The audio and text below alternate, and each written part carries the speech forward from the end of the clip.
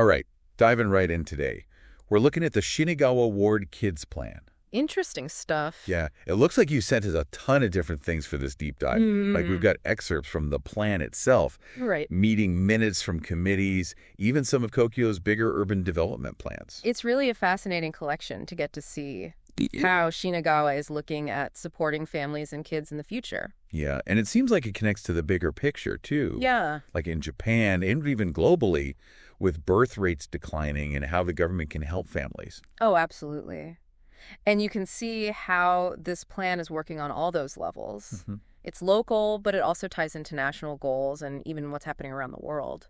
So let's zoom in on that connection a little. Okay. One thing that kept coming up in the plan was this idea of Kodomo man naka shakai, Right. a society centered around children. Right. So what does that mean? How does that connect to what's happening in Japan right now? Yeah. So it's a really powerful concept. And to get it, we need to think about the challenges Japan is facing. Okay. So the declining birth rate, that's a big concern. Yeah. It affects the economy, society, everything. And Kodomo man naka shakai is a response to that. Yeah. It's saying, hey, we need to make a society where kids aren't just taken care of, they're truly prioritized. So it's more than just like providing childcare or education. Right, exactly. Like a deeper change in how society sees children. Exactly. And it's not just words either. You see this backed up by actual laws at the national level. Okay. The plan mentions the Children's Basic Act, the Children's Future Strategy.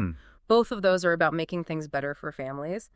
And Shinagawa is taking those national goals and turning them into things they can do locally. It's like local action meeting, national policy, which is really cool. Yeah. But you also mentioned these global frameworks. Yeah. How does Shinagawa connect to those? Well, the plan specifically talks about the UN Convention on the Rights of the Child and the Sustainable Development Goals.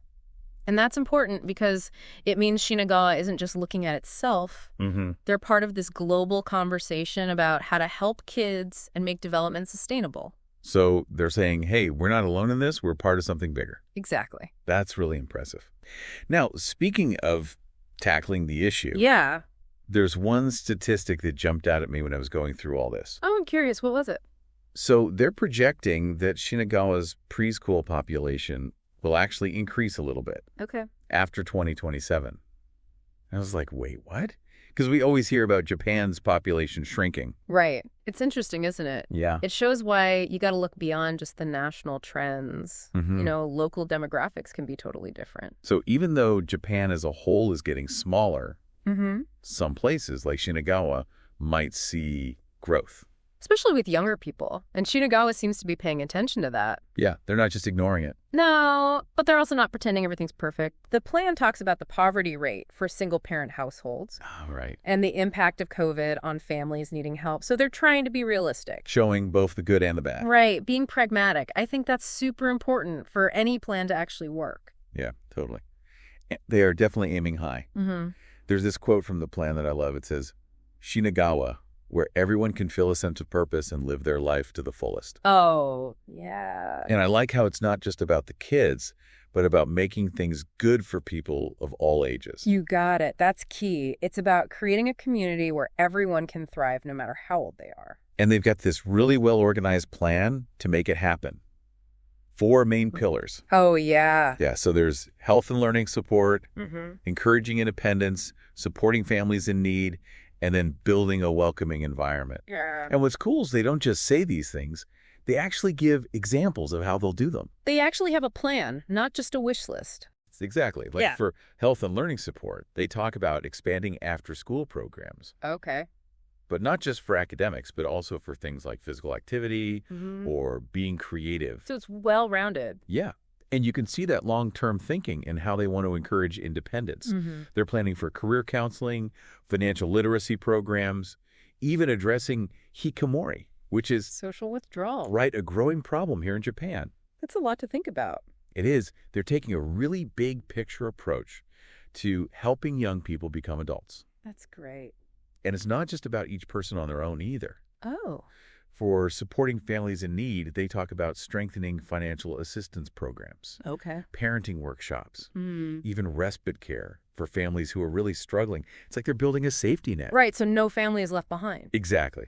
And then for building a welcoming environment, They're focusing on things like accessible playgrounds. Makes sense. And events that bring different generations together. Cool. It's like they're trying to create a place where it doesn't matter where you're from or who you are, you belong. It all comes together. Yeah, like they've woven together all these different types of support, recognizing that every part is important. That's a good way to put it. And what really makes it stand out are the little details.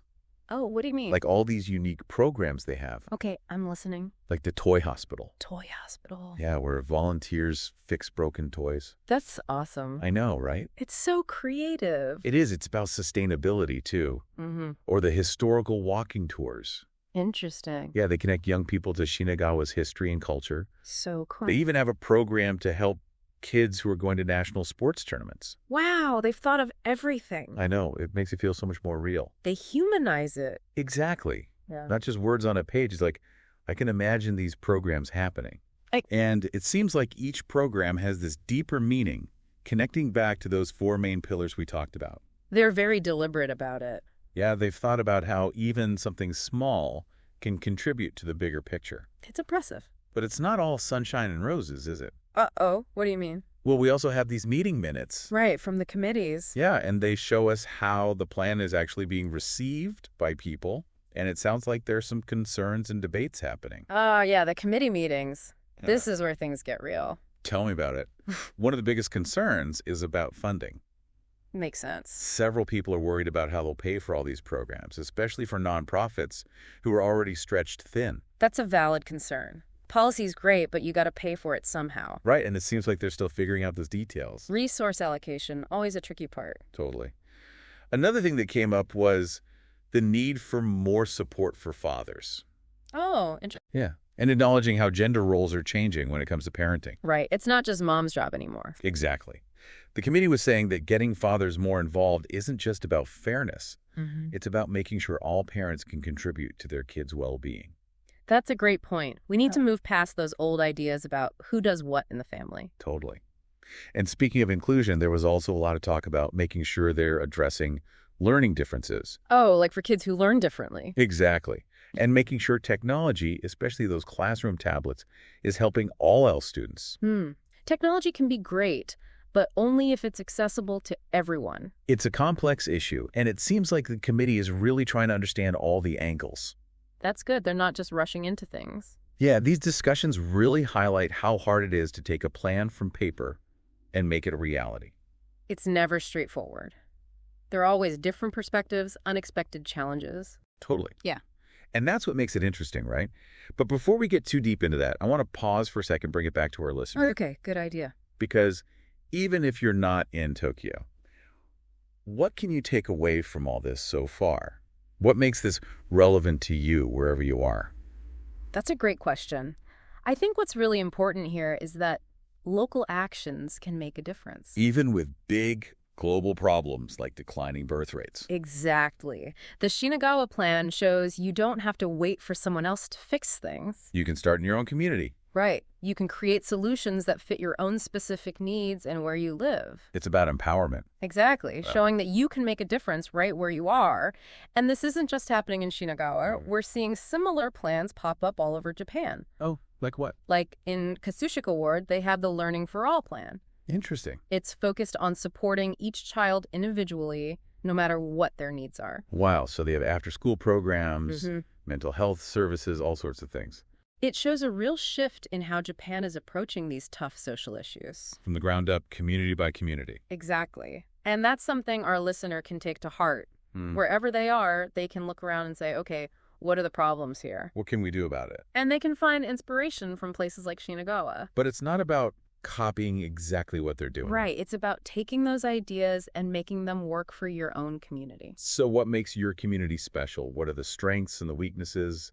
What kind of future do you want to see for the children and families there? Those are the big questions. We encourage you to think about them as we keep exploring the Shinagawa Kids Plan. Stay tuned for part 2, where we'll go even deeper into how they're approaching this and what impact it might have. It's going to be good.